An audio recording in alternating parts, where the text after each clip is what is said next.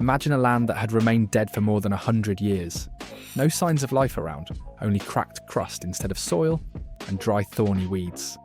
Now picture the moment when just 23 animals managed to breathe life back into this barren land and turn the desolate plains into a living oasis.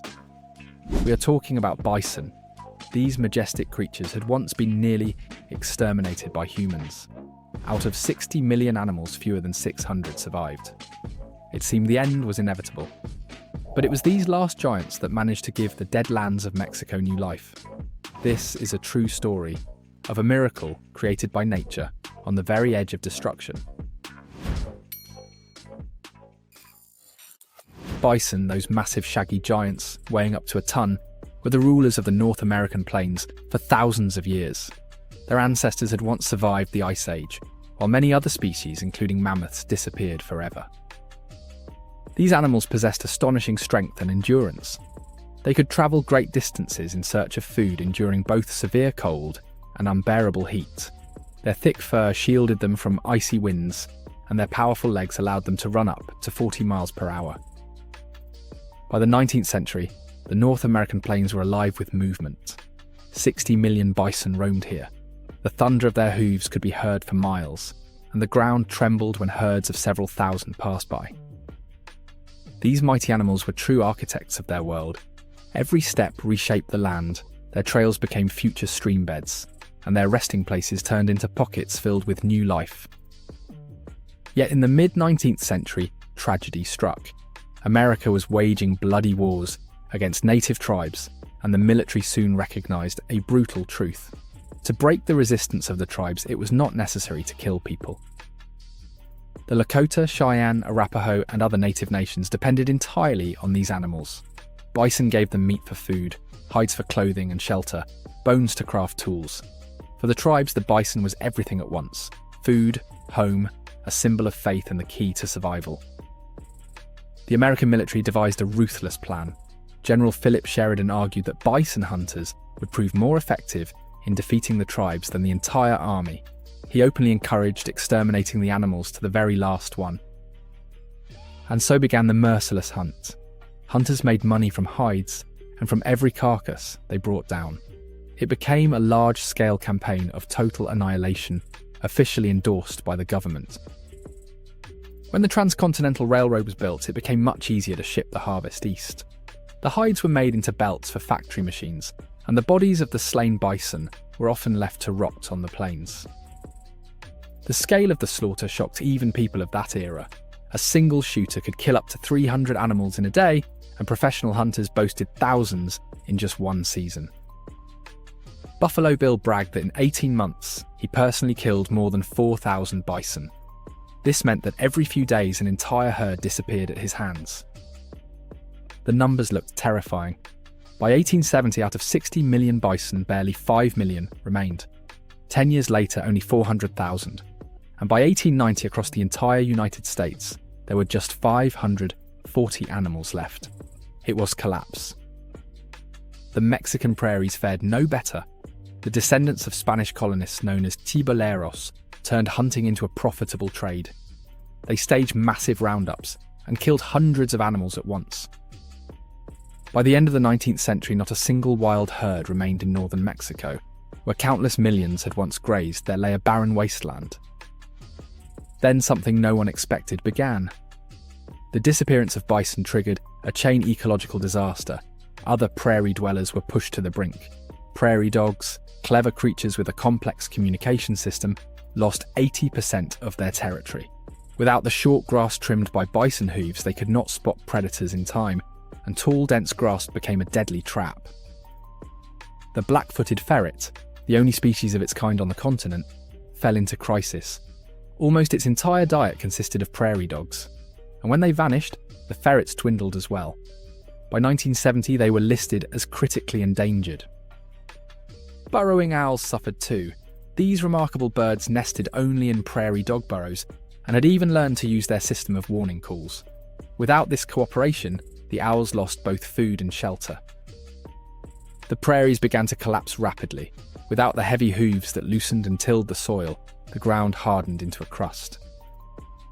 Rain could no longer soak into the earth and instead washed away the thin, fertile layer. Erosion turned into a disaster, sweeping away up to half an inch of soil every year. Once flowering lands were mercilessly turning into desert overrun with thorns and useless weeds. It seemed as though the earth itself had lost the ability to sustain life. The way back appeared impossible. The ecosystem was broken, the food chain severed, the land unable to restore itself. But in 2009, the incredible happened. 23 bison from the Wind Cave herd in South Dakota set out on a 1,000-mile journey. These animals had been carefully chosen for a reason. Their genes carried no mixture from domestic cattle. They were true, purebred bison. Their new home became the Llanos Biosphere Reserve in the Mexican state of Chihuahua. This was the very place where millions of animals had once grazed.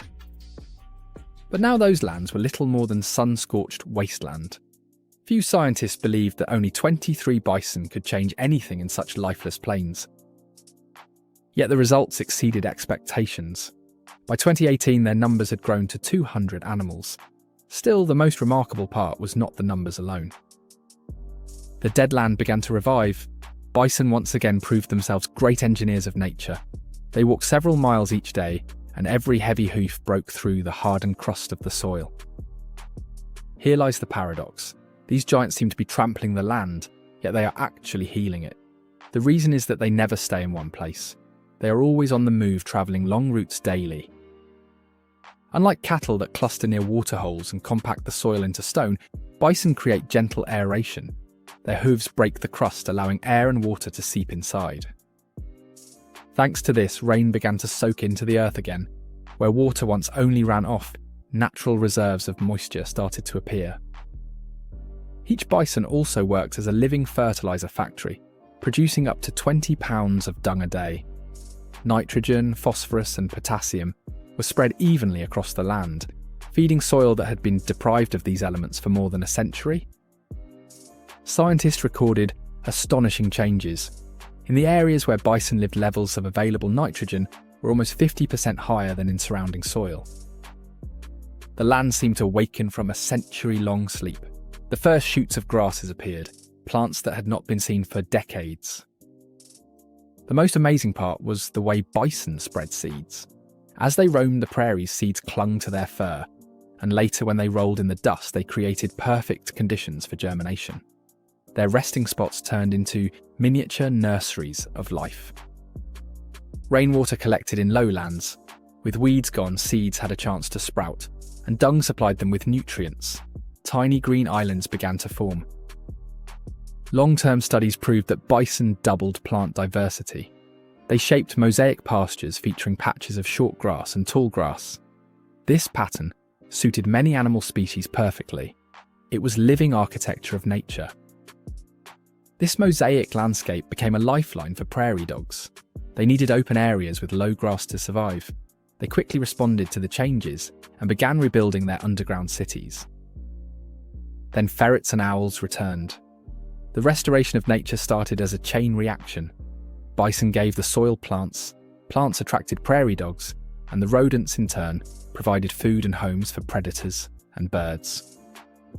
Even aggressive shrubs that had spread after the bison vanished began to retreat. The giants not only trampled them, but also ate the young shoots.